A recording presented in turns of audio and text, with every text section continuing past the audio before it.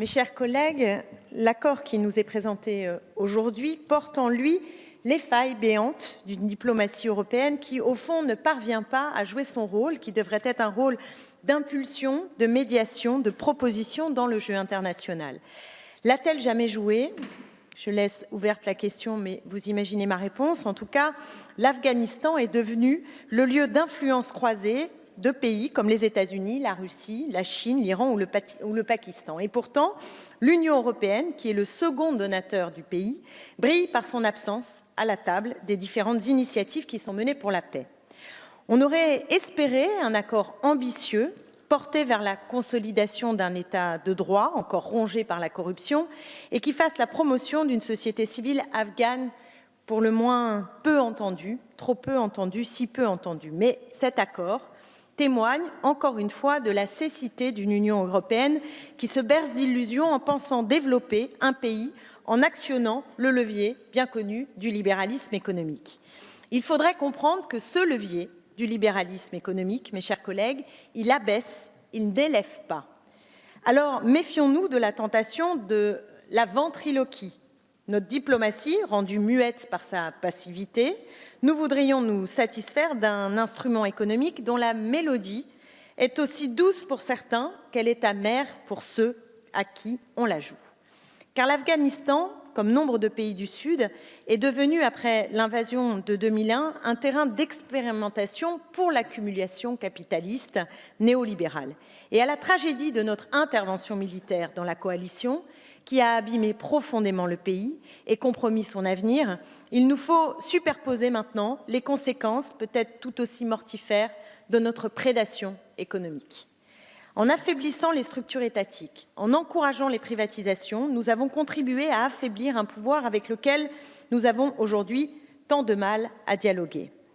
Ne nous y trompons pas, l'Afghanistan est un pays qui regorge de richesses naturelles. Et d'ailleurs, l'Institut d'études géologiques des États-Unis, en 2009, estimait la valeur potentielle de ces gisements autour de 1 000 milliards de dollars.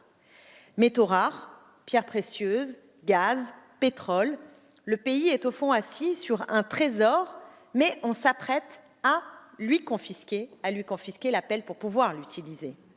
Car la ritournelle est connue et elle est dans cet accord. Elle est dans cet accord. Alors, ce n'est pas un accord de libre-échange comme on appelle les traités de libre-échange, CETA, Mercosur, JAFTA, etc.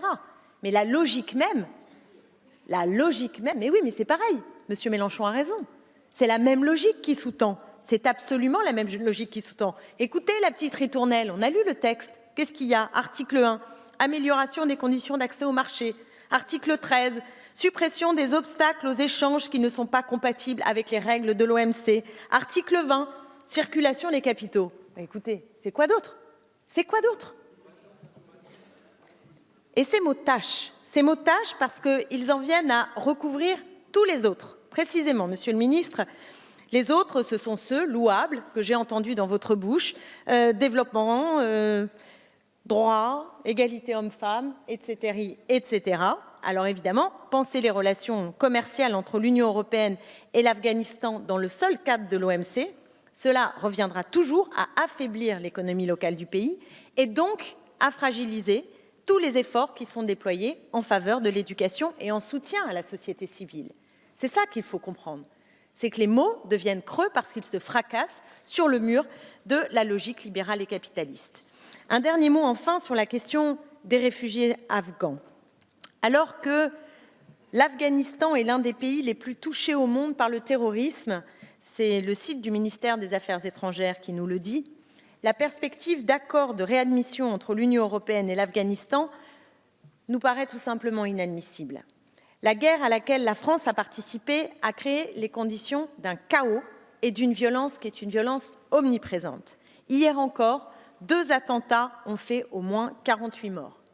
Refuser, comme on le fait, de le considérer comme un pays en guerre est au fond une insulte que l'on fait aux milliers de victimes militaires, de victimes civiles, centaines de milliers parfois, que l'on compte sur les seuls 6 derniers mois.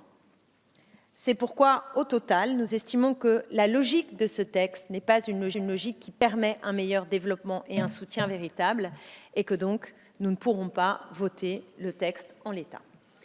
Merci, Madame la députée.